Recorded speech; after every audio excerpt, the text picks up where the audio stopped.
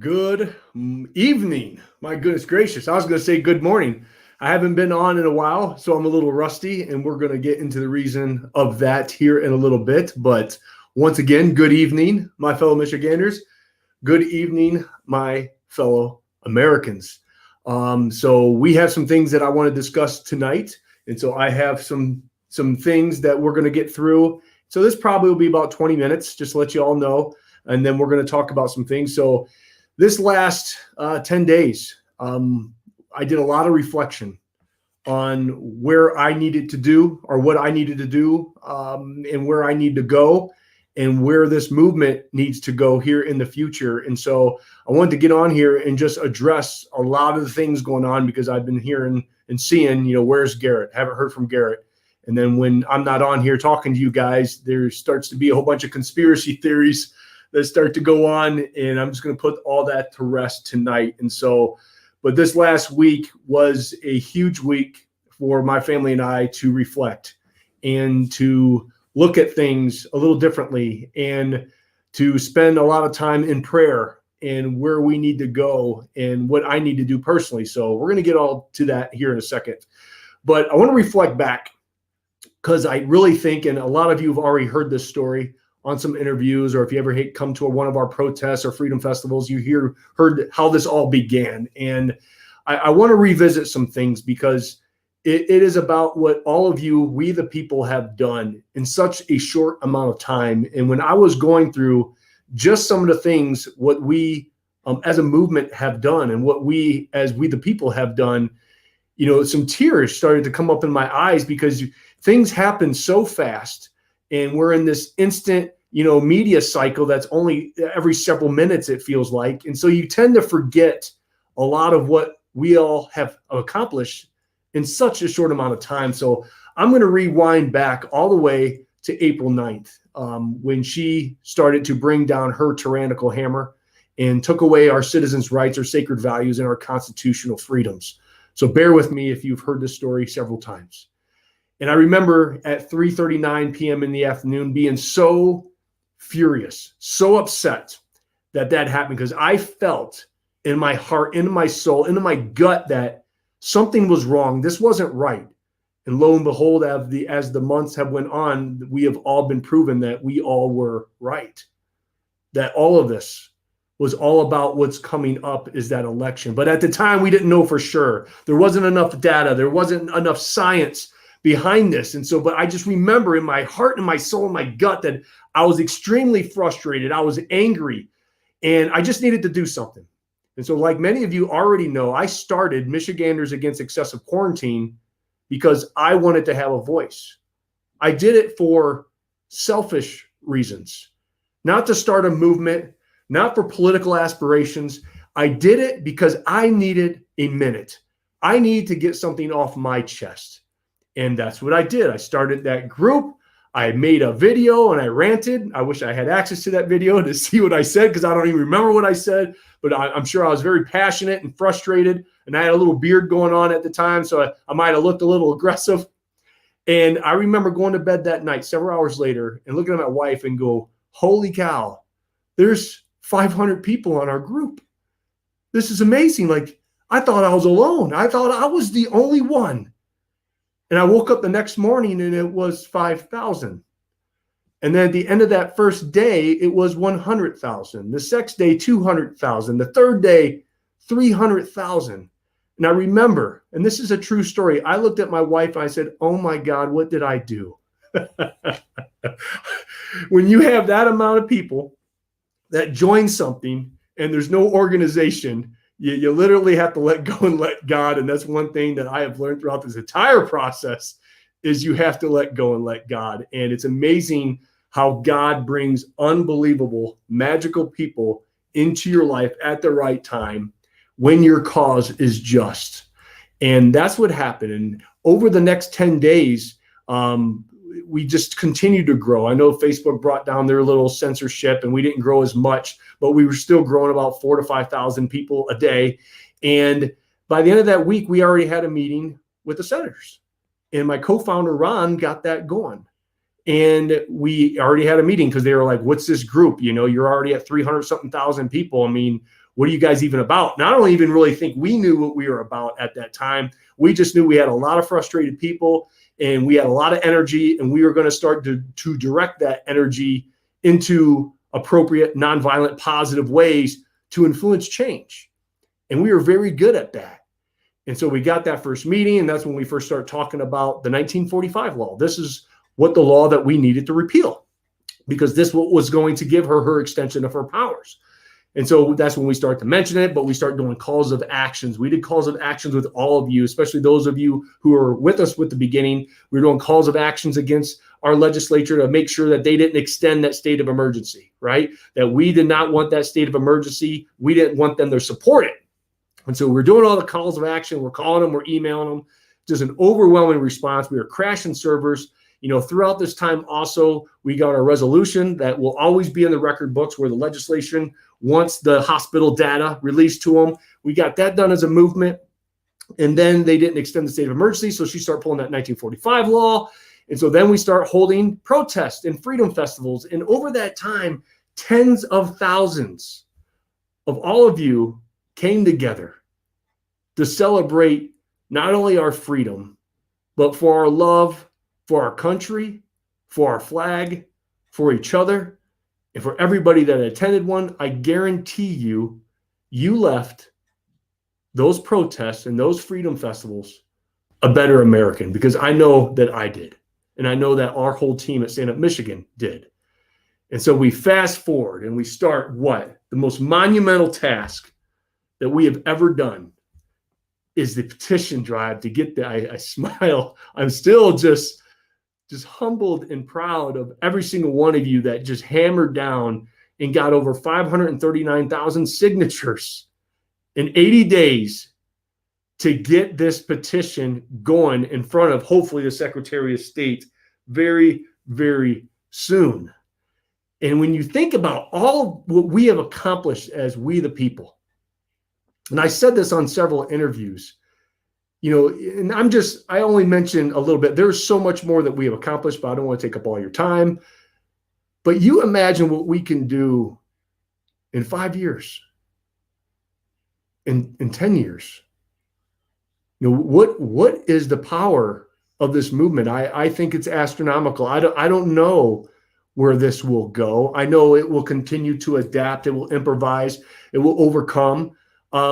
But it just proves to me, when you get a group of people together with a like-minded vision, we are powerful. We are powerful beyond measure. We truly are, especially when we come together as a group with a like-minded vision and goal. And so obviously, as I reflect back, unbelievable, amazing, once in a lifetime experience that we all are a part of. And I told you this before, is you can always have that chip on our shoulders. Every single one of us. We all can. Because number one, we fought tyranny. And we're winning the battles. We still have a war to fight. Don't get me wrong. And I'm going to talk about what needs to happen here over the next several weeks, because it's vital.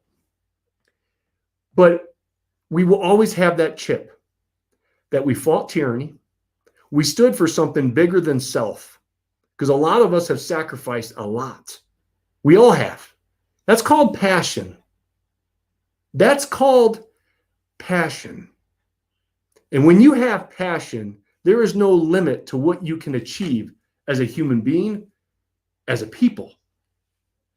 But obviously, over the past 6 months, this has taken extreme toll on me personally, my wife, my kids, my businesses, my employees, my team members, my patients.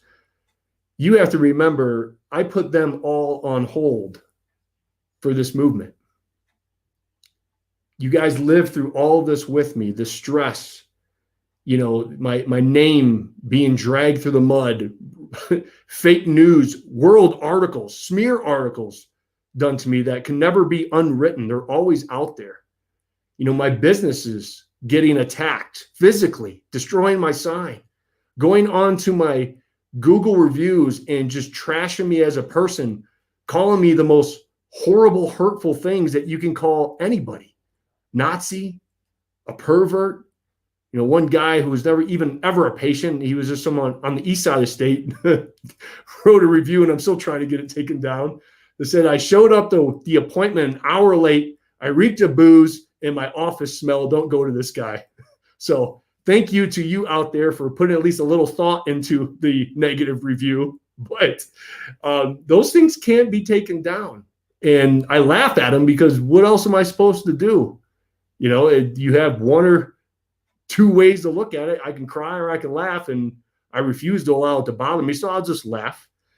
But it's interesting that all of this is hopefully for some kind of bigger vision, right? But I can honestly say I can take all those arrows, and I can take the horrible things that are still said about me. I mean, I see the comments. I see people, what they say about me, and they hurt. They do. I'm a human being. However, I told you all that I would never, ever quit until we see this through.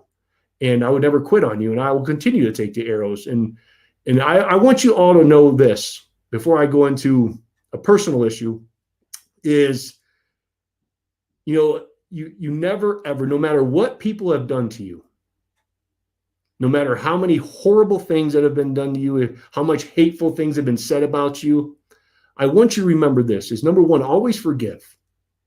Always forgive. And number two, don't ever, ever quit putting your heart out on your shoulder and your sleeve to be hurt and to be vulnerable.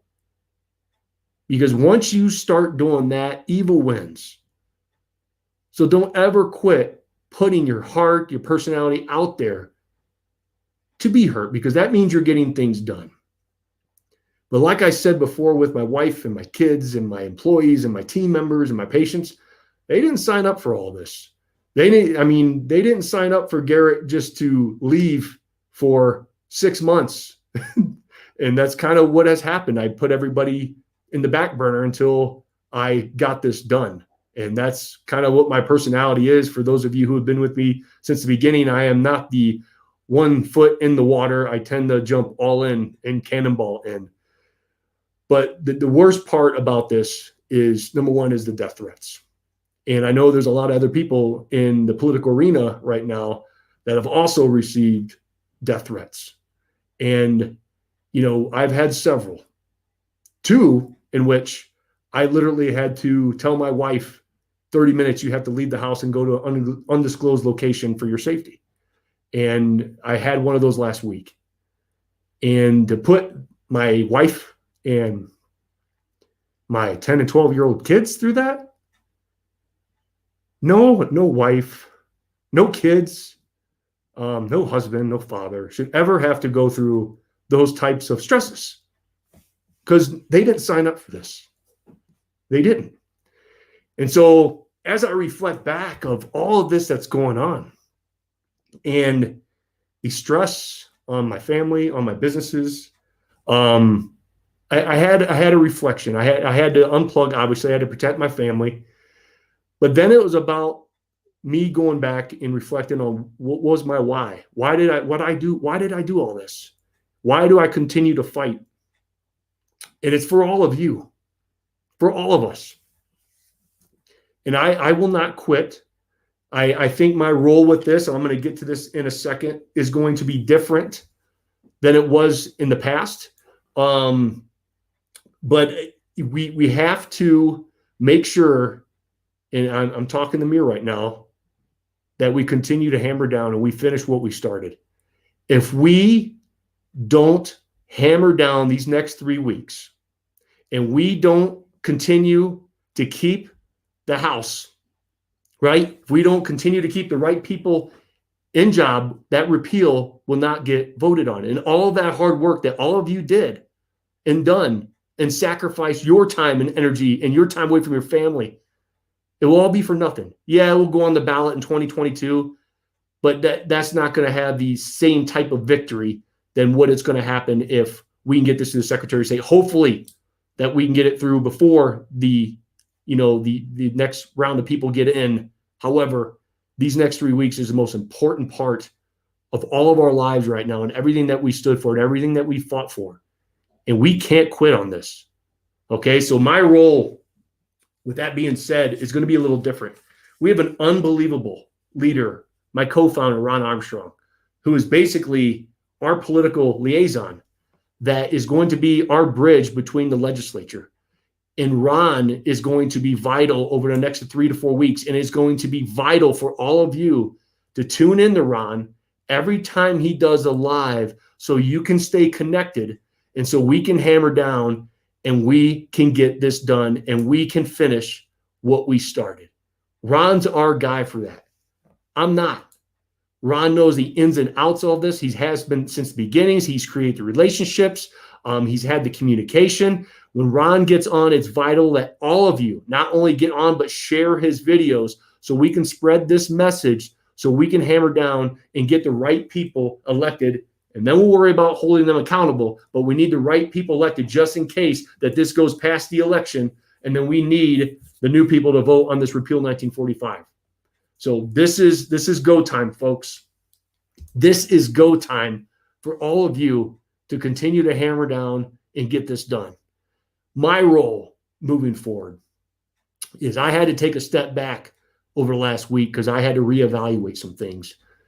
But when all of these things happen throughout our great country, throughout our great state with the death threats, I've been saying this for a very long time, is we have a new crisis that's not only on the horizon, it's right in our face. And all of you are experiencing this guy included. It's called the mental health crisis. We have so many people out there that have been pushed to the very brink to actually almost act on these threats. A civil war at this time is not good for anybody. So we need voices of reason, and we need to calm it down. We do on all sides. We need to start the healing process of this country. And it's going to take every single one of you out there to do just that. Because I may not agree with the governor's decision-making, obviously, and her policy, but I don't know her as a human being. I've never met her. I've never met her family. I inherently believe that everybody is good inside. Just because I don't agree with you doesn't mean that we can't have a conversation, and I'll fight you in court to prove my point.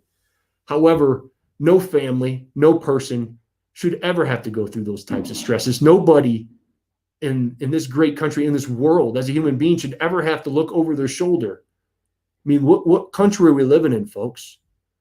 And so that is what has happened in our society. And I really, truly believe that is what God is directing me to head next, is to be that beacon of light, to be that beacon of hope for people to have that hope so we can continue to bring out the best in people. Because we have all seen what has happened when you lock people up and you take away their freedoms and their sacred values and their citizens' rights, and you put all this stress and you put all this fear without the science and data to support it. Just keeping it real. But we can see what that has happened and what's going to happen. And I'm not even going to get into what this is doing to our children, especially when we have young children doing this. You don't think there's a psychological component to this? I'm going to let the experts answer that one because I'm not a psychologist. But I know there's a lot of learning that goes on by reading lips and physiology and their self-identity. This is not good, folks, for anybody. And, I'm not going to bring that up tonight. It's a different conversation. You know my views on this. However, I truly believe that is where my role at Stand Up Michigan is going to evolve. I am not going to be your political liaison, That's going to be Ron. We have some other great people. Tammy Clark. They all have we have a great team. I mean, our team is unbelievable. And goes back to, it's funny how God puts these people in your life. And it's amazing when you have such a great team and you don't have to micromanage. You can just allow people to do what they're good at. And I really feel that the political side of things is going to be all Ron. I mean, he's the expert at that stuff. He was the mayor. I've never been involved in politics. I still don't want to be in politics. I'm going to get to the rumors here in a second. However, I really feel that my role in this is going to, me as a doctor, as a motivator, as somebody who loves to inspire people and to get people to break through, that's going to be my role going forward. is I want to address the mental health crisis and help people recover, because I think somebody has to do that. And nobody really is talking about it right now. And so I'll take the flag and I'll run with it. But I really feel in my heart that's where my role is going to go through. So moving forward on my public figure platform, I will be doing a lot more motivational videos, inspirational videos, and I'll also be doing them on the Stand Up Michigan page. But I don't want to take away what's important right now. Is I want all of your, when you go up the Stand Up Michigan page, I want all of your focus to be on these next 3 weeks about getting out the vote, getting the right people in the office, and hammering down this election, or that repeal won't go through, folks. And how horrible will we all feel that we did all this work and it doesn't go through because we let up on the gas pedal on the last 3 weeks before the election. It can't happen. You can't allow it to happen. So when Ron does his videos, when Tammy's on there, you guys tune in, follow through, hammer down, spread the word, get out the vote, and then we'll hold these elected officials accountable going forward. So I will be doing a lot of my motivational stuff and health crisis stuff on my own personal platform. I got a little bit more leeway so I don't jeopardize the movement if I have a slip, if I say something wrong, right? I'm human. But I wanted to get on here and, number one, apologize to all of you why I haven't been non-existent. We had a crisis last week that me and my family had to deal with, and we're still dealing with it. You just don't get over those types of threats, and when your kids are involved, it's a little different. For any of those people out there that have been through that, you know exactly what I'm talking about. So we're going to be just fine. The threat doesn't exist anymore. Everything's all good, right? But it's just we need a minute, okay? I need a minute, and I'll get on here as soon as I can to motivate and inspire all of you. But let me talk about some rumors. I've been wanting to address these so long, and I usually stay quiet, but when things start coming up and people start trashing on me, I'm gonna fight back a little bit now. I'm just not gonna keep taking arrows. I'm gonna shoot some arrows back, at least in a positive way, and I'm gonna address some things and have some fun with it. But number one, this is one of my favorites. These top three are my favorites. There's tons of them out there, but these three I'm going to address. Is number one, Garrett did this all to further his political career. That's why I did it all. Ever since the beginning, when I had my little hissy fit video back on April 9th, it was because I wanted to be governor, and I wanted to start my political campaign at that time. That's one thing I have been throughout this entire process. Number one, transparent, because I always do what's right, but I'm always going to tell the truth. I have no desire, none, to be in any type of political office. It disgusts me 100% to see the clown show on both sides go on. That is just me being transparent. I will always leave doors open. And if God wants me to pursue that, there will be a door, there'll be a window, something will open up for, at that time, I'll have to consider it, but I have to go back to my family and sit down with my wife and kids. And then we're going to make that decision as a family, especially everything that we have went through as a family over the past 6 months with our lives being trashed.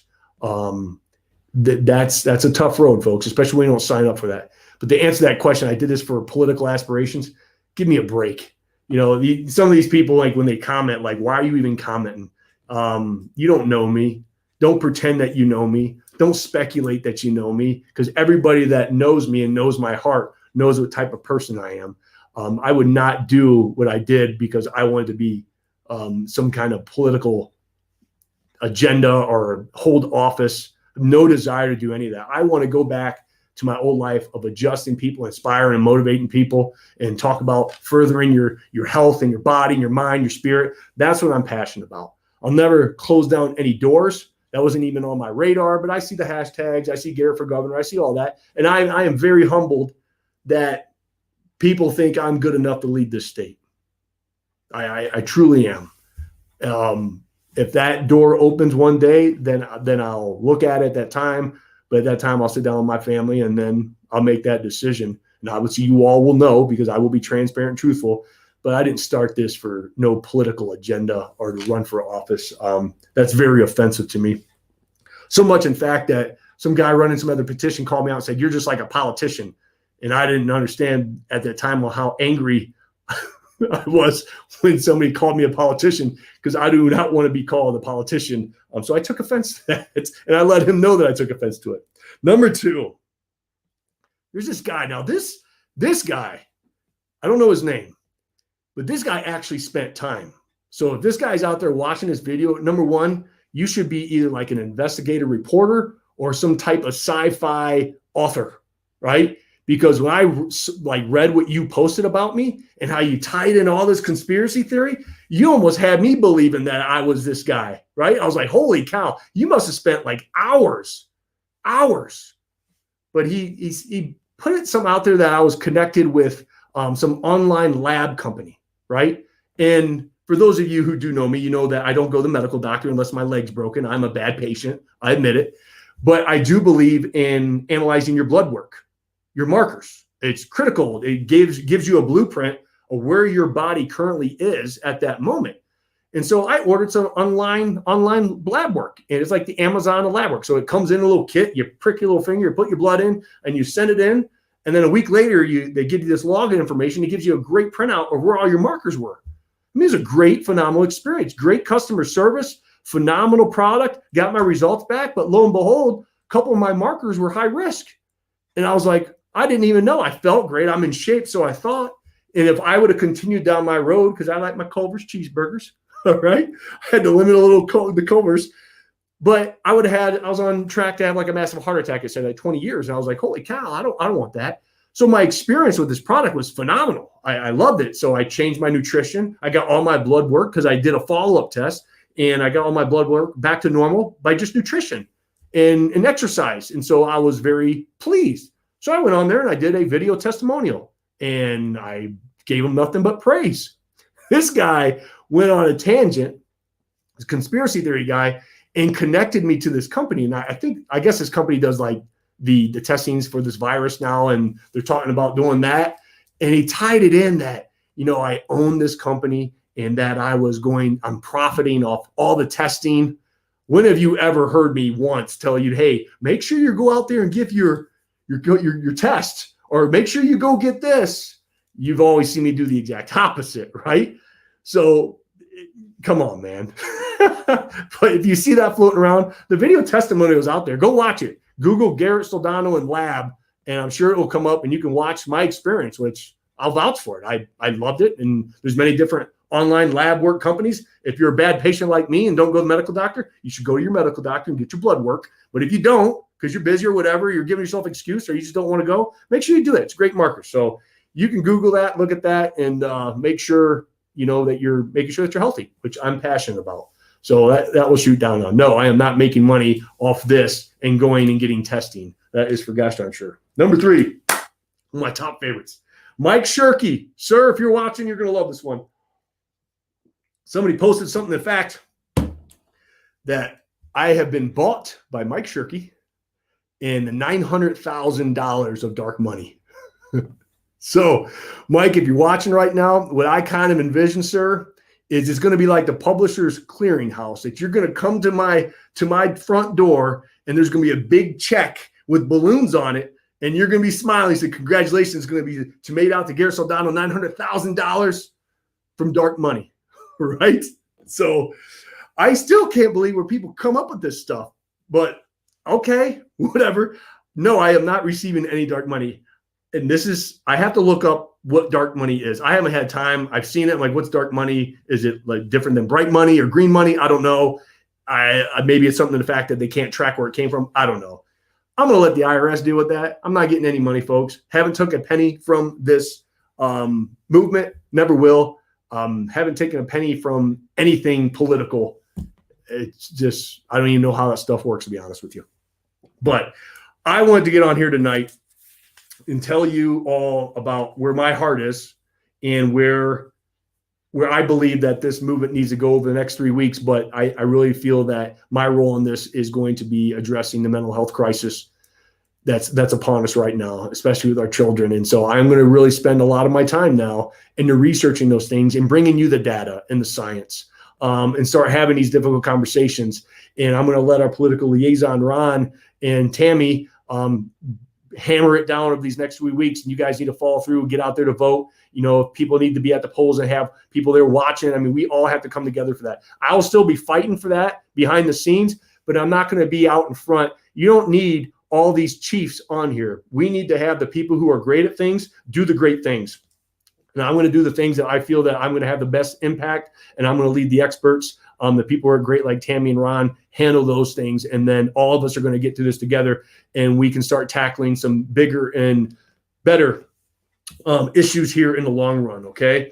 So I'm sorry I've been absent over the past 10 days, and I just had to take some me time and take care of my family. That's for sure. So I'm going to leave you with a quote, especially with all this stuff that's going on out there. And there's a lot of pressure with all these elected officials right now and everything. I mean, it's a complete clown show in all aspects. But this is one of my favorite quotes, and it rings home, especially with everything that I have went through, is bullfight critics ranted in rows, filled the enormous plaza full. But there's only one there who knows, and he's the one fighting the bull. Okay? So for all the naysayers out there, and I know there's haters, and when you're in the public eye, there's always going to be those types of people. They were there when I played football, right? They've always had better things to say as a fan to the coaches, to the team members, our teammates, and the players on how to play, what play they need to call left, or next, etc. For all those people, they're always going to be there. You're never going to quiet them up. I just like to address their issues, especially my top three that have been fumbling around out there. But for all the rest of you who are not going to buy into the garbage of the negativity, is trust the process. Trust the process. Trust this movement. We have been with you all since the beginning. We have fought for all of you. We, the people, have continued to hammer it down. Trust the process. Don't quit. We have 3 weeks, folks, right? 3 weeks left. We have to hammer it down. And this next 3 weeks is the most important out of all so far in this movement. Okay? So hammer it down, continue to push, and we'll get those things done. When Ron does a video, Tammy does a video, make sure that you're watching and you're sharing. And I will be on my public figure platform, motivating and inspiring and dealing with the mental health crisis that is upon us right now. And I'm going to start being in the data with that, to start coming up with solutions with that, because it's my job as one of the leaders of this thing to have foresight and to see what's next. And I've had a feeling for a long time, this is the next thing that we have to tackle, folks. Along with a million other issues, it's never going to end. But I feel as a society, with all the energy that's out there, with all the negativity and all the shootings and all the violent and all the death threats, and all the riots and all that garbage, we're just at that breaking point in society, and we have a mental breakdown right now. And we have to start having these conversations, and we have to start figuring out a way to start healing as a country, to have difficult conversations and move this thing forward. Okay? God bless you. God bless the state of Michigan. And God bless these United States. I'll talk to you all soon. Bye-bye.